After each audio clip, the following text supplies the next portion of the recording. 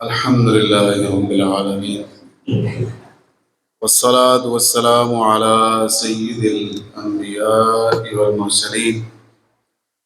أما بعد، فأعوذ بالله من الشيطان الرجيم.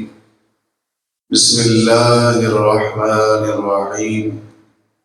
ألا إن أولياء الله لا خوف عليهم ولا هم يحزنون الذين آمنوا وكانوا يتقون. صدق الله العظيم وبلغنا رسوله النبی الامین الکریم. تمام احباب مل کر بآواز بلند درود پاک پڑھیے. الصلاۃ والسلام علیک یا سیدی یا رسول اللہ وعلی آلک واصحابک یا حبیب اللہ.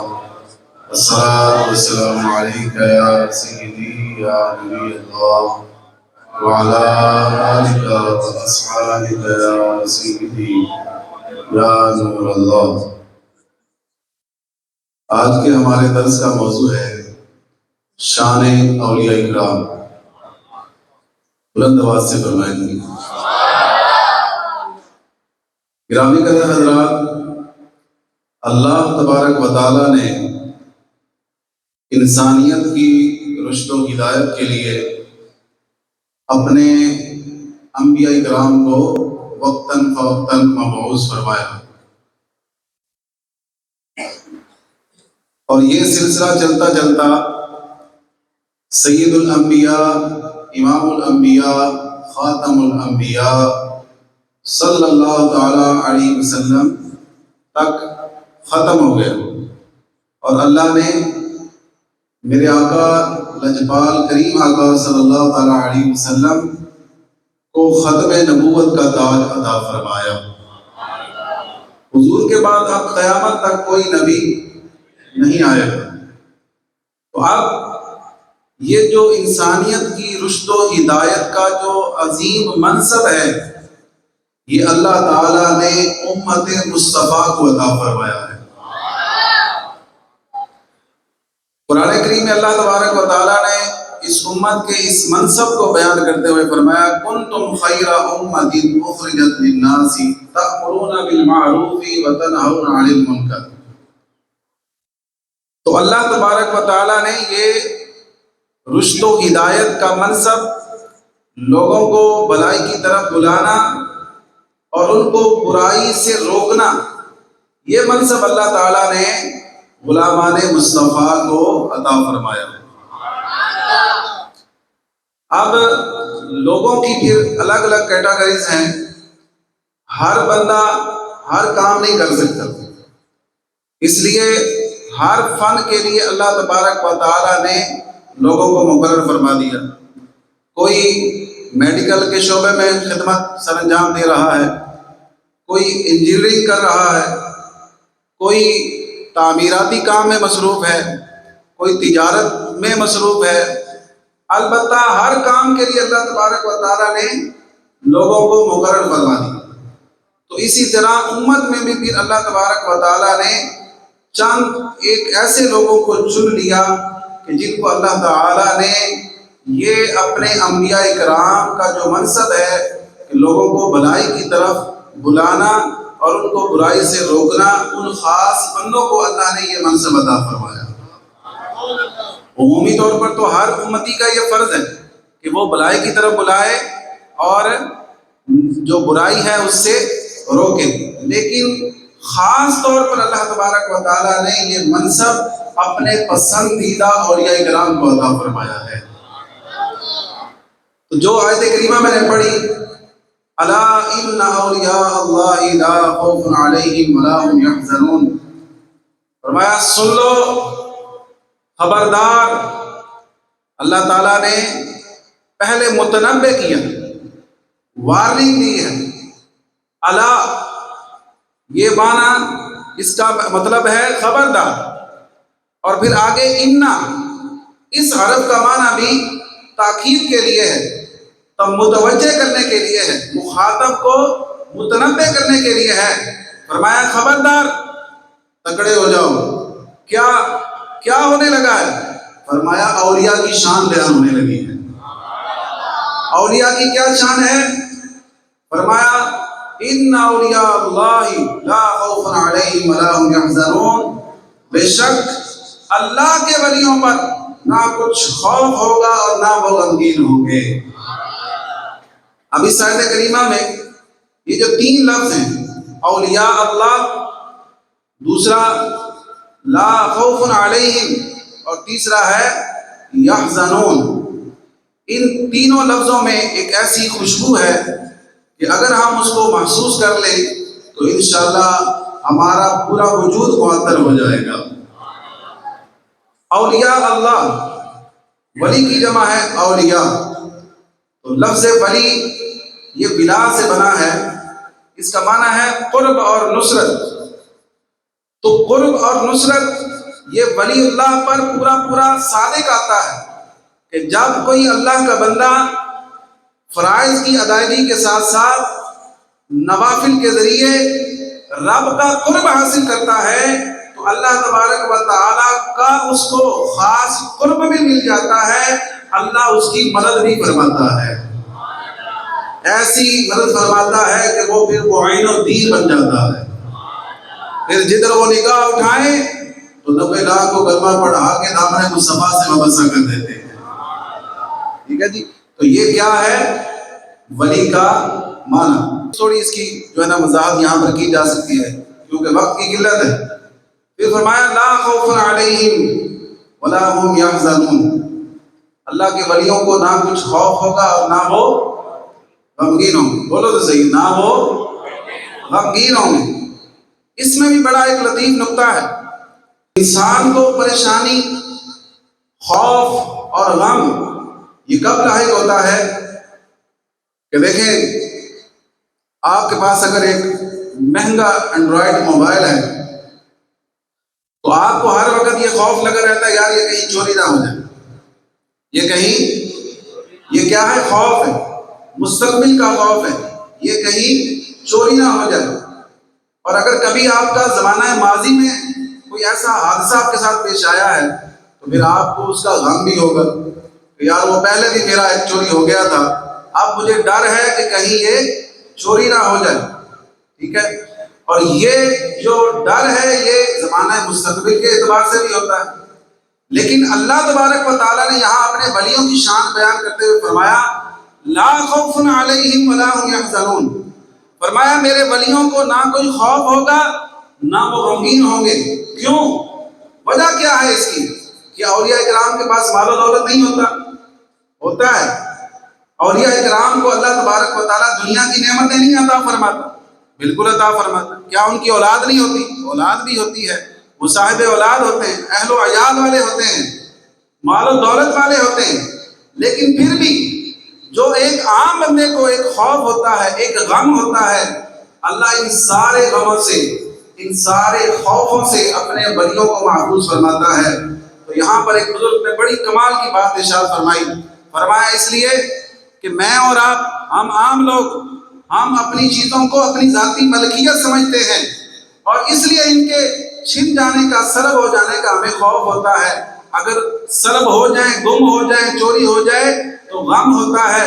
فرمایا ولی اللہ وہ ہوتا ہے کہ جو کائنات کی کوئی چیز اپنی سمجھتا نہیں ہے، وہ ساری ہر چیز، مال و دولت، اولاد، سب کچھ اپنے رب کے سپرد کر دیتا ہے۔ تو جب وہ اپنا سب کچھ اپنے مالک پر لٹا دیتا ہے تو اللہ تبارک و تعالیٰ اسے ہر طرح کے خوف سے بھی امن عطا فرماتا ہے اور ہر طرح کے غم سے بھی اسے نجات عطا فرما دیتا ہے۔ اب چاہے وہ دنیا کا غم ہو، وہ دنیا کا خوف ہو، چاہے آخرت کا خوف ہو، تو اللہ تبارک و تعالیٰ انہیں دنیا کے غموں سے، دنیا کے خوف سے بھی محفوظ فرماتا ہے۔ اس لیے اولیاء کہتے ہیں کہ اللہ کے ولی کی یہ نشانی ہے کہ جب اس کے پاس غم آتے ہیں، پریشانیاں آتی ہیں، بیماریاں آتی ہیں، مصیبتیں آتی ہیں، تو اہل اللہ ایسے خوش ہوتے ہیں جیسے دنیا والے مال و دولت آنے پر خوش ہوتے ہیں۔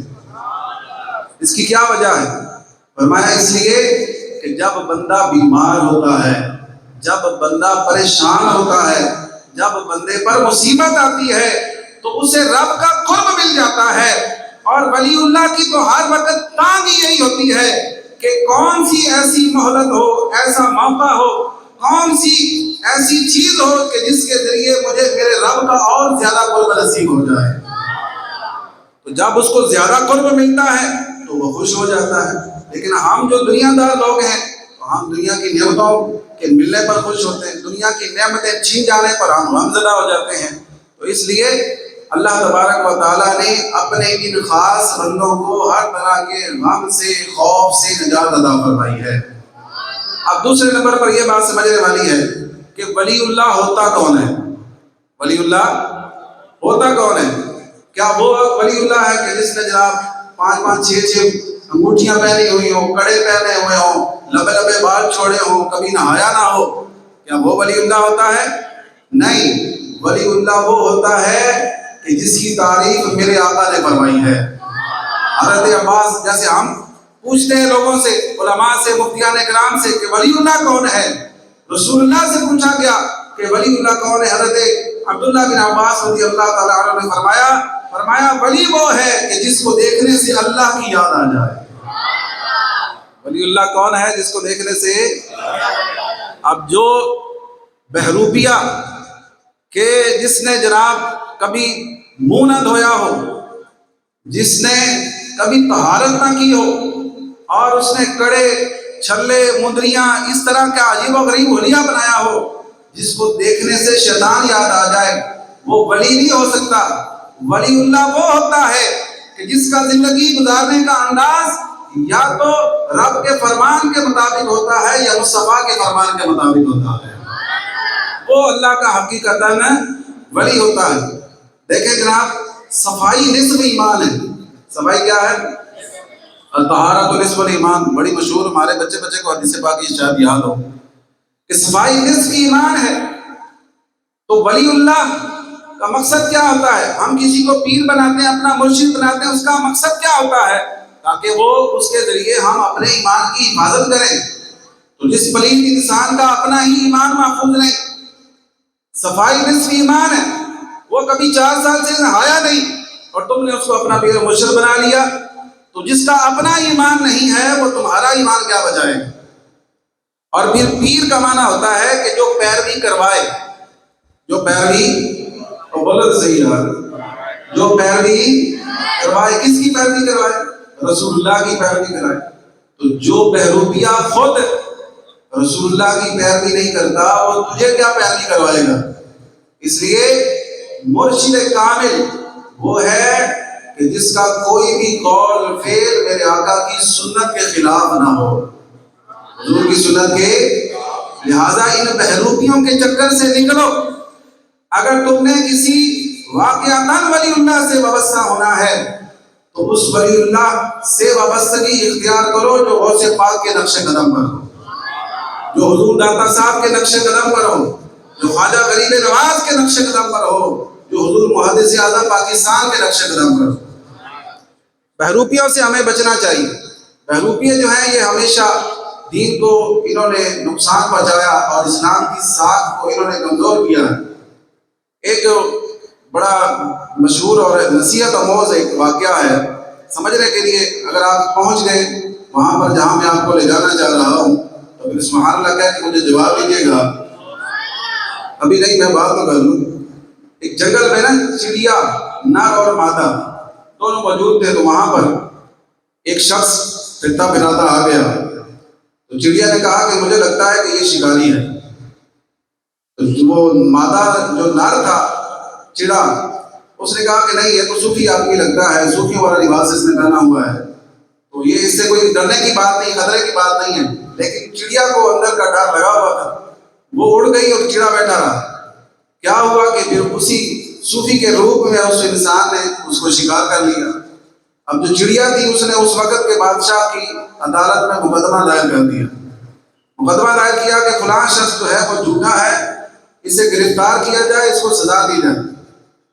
وہ مقدمہ جو ہے نا وہ اس کا وہاں پر سماعت کے لیے مقرر کر دیا گیا اور اس بندے کو طلب کر لیا گیا کہ ہاں جی تمہارے خلاف یہ مقدمہ دائر کیا گیا ہے۔ اس نے کہا جی میں نے تو کوئی جھوٹ نہیں بولا۔ تو چڑیا نے کہا کہ اس سے بڑا جھوٹا کون ہو سکتا ہے کہ اس نے روپ صوفیوں والا بنایا ہوا ہے اور کام شکاریوں والے کرتا ہے. تو اس طرح آج کل کے جو 2 نمبر پیر ہیں تو انہوں نے روپ صوفیوں والا بنایا ہوا ہے. اللہ کے ولیوں کے نام پر یہ نذرانے لیتے ہیں، عقیدتیں سمیٹتے ہیں، لوگوں کی محبتیں لیتے ہیں، لیکن کام شکاریوں والے کرتے ہیں، لوگوں کا ایمان برباد کرتے ہیں. تو ہم نے ان لوگوں سے بچنا ہے، ہم نے ان کے پاس جانا ہے کہ جنہوں نے اللہ کا وہ قرب حاصل کیا، اللہ کا وہ پیغام لوگوں تک اس طرح پہنچایا، رب کی محبت ایسے حاصل کی کہ حضور دادا صاحب بیٹھے تو لاہور میں ہیں، لیکن لاہور میں بیٹھے اپنے مقتدیوں کو خانے کعبے کے جلوے دکھا رہے ہیں. حضرت پیر مہر علی شاہ صاحب بیٹھے تو اپنے آستانے میں ہیں، لیکن وہاں سے بیٹھ کر وہ اپنے مریدوں کو مدینہ کی زیارت کروا رہے ہیں. حضرت خواجہ غریب نواز بیٹھے تو ہندوستان میں ہیں، لیکن وہاں بیٹھ کر وہ رسول اللہ کا فیضان اس طرح عام کر رہے ہیں کہ اپنی ایک نگاہ اٹھاتے ہیں 90 لاکھ کو کلمہ پڑھا کے مسلمان کر دیتے ہیں.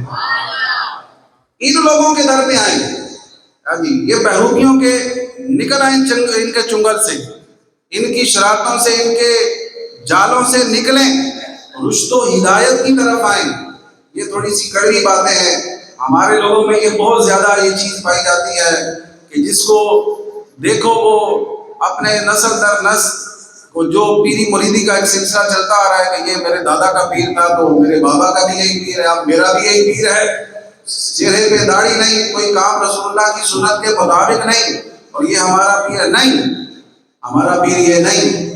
ہمارا پیر وہ ہے کہ جس کا ہر قدم، ہر انداز اور اس کی ہر ادا سے میرے مصطفیٰ کی محبت کی خوشبو آتی ہو. ٹھیک ہے، وہ ہمارا پیر ہے، اور کوئی ایسا ایرا غیرہ ہمارا پیر نہیں ہو سکتا. اور آپ کے علم میں اضافے کے لیے میں یہ بات عرض کروں گا، اگر آپ نے کسی کو پیر بنانا ہے تو میرے آقا اعلیٰ حضرت امام احمد رضا خان کا فتاوی رضویہ پڑھ لیں. آپ نے فرمایا کہ کامل مرشد کی 4 نشانیاں ہیں، اگر مل جائیں تو آنکھیں بند کر کے اس کے ہاتھ میں اپنا ہاتھ دے دو، اگر نہ ملے تو پھر چپ کر کے واپس آ جانا. وہ پیر نہیں ہو سکتا، وہ پیر کے روپ میں بہروپیہ ہو سکتا ہے، ایمان کا لٹیرا ہو سکتا ہے، وہ کبھی کامل پیر نہیں ہو سکتا. فرمایا سب سے پہلی بات یہ ہے کہ اس کا عقیدہ صحیح ہو، پکا سنی ہو، سچا عاشق رسول ہو، صحیح عقیدہ سنی مسلمان ہو. اور دوسری بات یہ ہے کہ وہ عالم ہو، جاہل نہ ہو. جاہل کبھی پیر نہیں ہو سکتا، یہ یاد رکھیں. ہر عالم کے لیے ولی ہونا ضروری نہیں، لیکن ہر ولی کے لیے عالم ہونا ضروری ہے. اتنے مسائل کا وہ ماہر ہو کہ اپنی ضروریات زندگی کے مسائل، لوگوں کے پوچھے کے مسائل خود کتاب و سنت سے تلاش کر سکتا ہو، اتنا عالم ہو. فرمایا ایک اس کی شرط یہ ہے کہ اس کا سلسلہ واسطہ در واسطہ نبی پاک صلی اللہ تعالیٰ علیہ وسلم سے جا کے ملتا ہوں. ٹھیک ہے جی، مطلب کیا ہے کہ میں جن کا مرید ہوں، آگے وہ جس کا مرید ہے اس کا واسطہ اس کے پیر سے، اس کا واسطہ اس کے اپنے پیر سے. اس طرح یہ سلسلہ چلتا چلتا حضور غوث پاک تک مل جائے، پھر حضور غوث پاک سے چلتا چلتا یہ سلسلہ مولا علی سے مل جائے، مولا علی سے چل کر عثمان غنی سے، عثمان غنی سے چل کر عمر فاروق سے، اور عمر فاروق سے چل کر سیدنا صدیق اکبر سے، اور سیدنا صدیق اکبر سے چل کر مصطفیٰ کے قدموں میں پہنچ جائے. اس طرح جس کی لڑی پروئی گئی ہو، پورا ایک سلسلہ اس کا چلتا آ رہا ہو، وہ کامل پیر ہو سکتا ہے. یہ 4 شرطیں جس میں پائی جائے، اور جس میں ایک شرط بھی نہ پائی جائے. آج کل تو جناب ایسے پیر اگ رہے ہیں جیسے زمین سے بوٹی اگتی ہے. ہاں جی، جہاں دیکھو بڑے سمجھدار پیر پیدا ہو رہے ہیں، بزنس مین پیدا ہو رہے ہیں، بڑے نشانے پہ رکھ کے اپنا مزار بناتے ہیں کہ یہاں چندہ زیادہ جمع ہوگا. روڈوں پہ جناب اپنے مزار بنوا رہے ہیں کہ جناب یہاں پر نظرانے زیادہ آئیں گے، بڑی سمجھداری کے ساتھ. ایسے لوگوں سے ہمیں بچنا چاہیے. سنیوں نے اپنا پیسہ جو ہے ایسے ایمان کے لٹیروں پر اپنا پیسہ برباد کر دیا. ہم نے نہ اپنی مسجدیں آباد کی، نہ ہم نے مدرسے آباد کیے. یہ معذرت کے ساتھ ہم نے یہ ان بے عمل پیروں، 2 نمبروں پیروں پر، 2 نمبر نعت خوانوں پر، نقیبوں پر، 2 نمبر خطیبوں پر ہم نے ایسے اپنا پیسہ لٹا کے اپنے مسلک کا نقصان کیا ہے کہ جس کا جو نقصان ہے اس کا ابھی ہم 100 سال تک بھی اس کا خمیازہ بھگتے رہیں گے۔ اسی وجہ سے آج رافضیت عام ہوتی جا رہی ہے، خارجیت، ناصبیت عام ہوتی جا رہی ہے۔ کیوں؟ کہ ہم نے جہاں پر پیسہ لگانے کا حق تھا وہاں نہیں لگایا، لیکن جہاں نہیں لگانے کا حق نہیں تھا وہاں ہم نے ایسے پانی کی طرح پیسہ بہایا۔ اس لیے یہ اپنا قبلہ درست کریں، ہم جہاں پیسہ دین کو فائدہ دے وہاں لگائیں، جہاں ایسی جگہ پر پیسہ دیں جہاں پیسہ تو یہاں بظاہر ایک شخص کو دیا جا رہا ہے لیکن وہ ڈائریکٹ رسول اللہ کی بارگاہ میں اس کا اجر و ثواب حاصل کیا جائے، اس جگہ پر آپ پیسہ لگائیں۔ میں آخر میں یہ بات آپ کے علم میں اضافے کے لیے گزار کر رہا ہوں کہ ہر وقت، ہر زمانے میں کتنے اولیاء کرام کا ہونا ضروری ہے، کتنے اولیاء کرام کا ہونا، اور بولو تو صحیح رہا، کتنے اولیاء کرام کا ہونا ضروری ہے۔ اس حوالے سے حضرت سیدنا ابن مسعود رضی اللہ تعالیٰ عنہ سے روایت ایک بڑی پیاری حدیث پاک ہے جو کہ حلیۃ الاولیاء میں نقل کی گئی ہے۔ میرے شیخ طریقت حضرت عطار نے اپنی کتاب فیضان سنت میں اس کو ذکر کیا ہے۔ فرمایا کہ سرکار دو عالم صلی اللہ علیہ وسلم نے فرمایا کہ اللہ تعالیٰ کے 300 بندے، اللہ تعالیٰ کے 300 بندے روئے زمین پر ایسے ہیں کہ ان کے دل حضرت سیدنا آدم علی نبینا علیہ السلام کے قلب اطہر پر ہیں۔ یہ آپ نے گنتی یاد رکھنی ہے، 300 بندے ایسے ہیں جن کے دل حضرت آدم علیہ السلام کے قلب اطہر پر ہیں۔ قلب معنی بھی دل ہی ہوتا ہے۔ اور 40 کے دل حضرت سیدنا موسیٰ علیہ السلام کے قلب اطہر پر ہیں، اور 7 کے دل حضرت ابراہیم علیہ السلام کے قلب اطہر پر ہیں، 5 کے دل حضرت جبریل امین علیہ السلام کے قلب اطہر پر ہیں، اور 3 کے دل حضرت میکائیل علیہ السلام کے قلب اطہر پر ہیں، اور 1 کا دل حضرت اسرافیل علیہ السلام کے قلب اطہر پر ہے۔ اب یہ جو ٹوٹل تعداد ہے یہ 356 بنتی ہے۔ مطلب کیا ہے کہ 356 اولیاء کرام ہر وقت ہر زمانے میں موجود ہوتے ہیں۔ سبحان اللہ کہتے ہیں۔ 356 اولیاء کرام ہر وقت ہر زمانے میں موجود ہوتے ہیں۔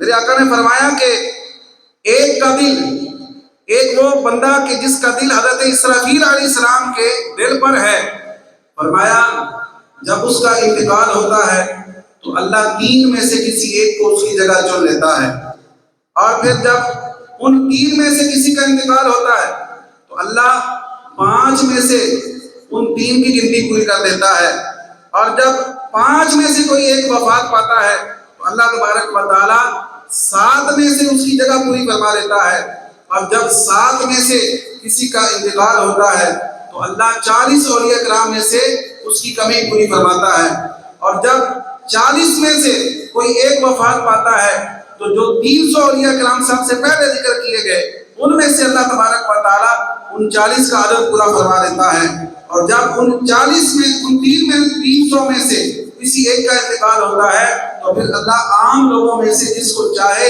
ولایت کا منصب عطا فرما دیتا ہے۔ ٹھیک ہے جی، تو یہ یاد رکھیں کہ اولیاء کرام ہر وقت ہر زمانے میں موجود ہوتے ہیں، اس کا انکار نہیں کیا جا سکتا۔ بعض لوگ جو ہیں بالکل جہالت کا مظاہرہ کرتے ہوئے، اولیاء کرام سے بغض کا مظاہرہ کرتے ہوئے بالکل سرے سے انکار کر دیتے ہیں، ولایت کوئی چیز ہی نہیں ہے، اور جناب اپنی کرامتیں بیان کر رہے ہوتے ہیں، ولیوں کا انکار کر رہے ہوتے ہیں، ولایت کوئی چیز ہی نہیں۔ حالانکہ ولی اللہ کی شان تو قرآن نے بیان فرمائی ہے۔ حضرت آصف بن برقیہ اللہ کے ولی تھے نا، تو ان کی شان اللہ نے، ان کی کرامت قرآن میں بیان فرمائی اللہ نے۔ صحابہ کہف اللہ کے ولی تھے، ان کی کرامتیں اللہ تعالیٰ نے قرآن میں بیان فرمائی ہیں۔ تو اب آخر میں سوال یہ ہے کہ اگر ہم اولیاء کرام سے وابستہ ہوتے ہیں تو ہمیں ملے گا کیا؟ میں نے کہا جناب آپ وابستہ تو ہو، اور ہو وہ واقعی اللہ کا ولی تو آپ کو اللہ جنت عطا فرمائے گا۔ کہتے جی اس کی کیا گارنٹی ہے کہ اللہ ہمیں جنت عطا فرمائے گا؟ میں نے کہا اللہ اگر اصحاب کہف کی صحبت اختیار کرنے والے کتے کو جنت عطا فرما سکتا ہے تو تو پھر امت مصطفیٰ ہے، مصطفیٰ کا امتی ہے، اور اس امت کے اولیاء پہلی امتوں سے بھی افضل ہے۔ فرمایا، میں نے کہا کہ اگر تم اس امت کے اولیاء کرام سے فیض یاب ہو جاؤ گے، ان کی صحبت اختیار کرو گے، تو اللہ تجھے بھی جنت ہی عطا فرمائے گا۔ اور یہ میری اپنی بات نہیں، اللہ کا قرآن اعلان کر رہا ہے، فرمایا تِلْكَ الْجَنَّةُ الَّتِي نُورِثُ مِنْ عِبَادِنَا مَنْ كَانَ تَقِيًّا۔ فرمایا یہ جنت ہم نے اس جنت کا وارث بنا دیا، کس کو؟ من کان تقیّا، فرمایا جو متقی پرہیزگار بن گیا، جو ہمارے قرب کو پانے میں کامیاب ہو گیا، جس کے سر پہ ولایت کا تاج سج گیا، اس کو ہم نے جنت کا وارث بنا دیا۔ جو ان کے لڑ سے لگ گیا، جو ان کے دامن سے وابستہ ہو گیا، اللہ تعالیٰ اس کو بھی جنت عطا فرمائے گا۔ اللہ تبارک و تعالیٰ ہمیں واقعتاً جو صحیح معنوں میں اولیاء کرام ہیں ان کی صحبت سے فیض یاب ہونے اور ان سے برکات لینے کی توفیق عطا فرمائے۔ خدا کا خاص ایک انعام ہے یہ اولیاء اللہ، زمانہ جسم ہے اور جان ہے یہ اولیاء اللہ۔ وآخر دعوانا الحمدللہ رب العالمین۔ السلام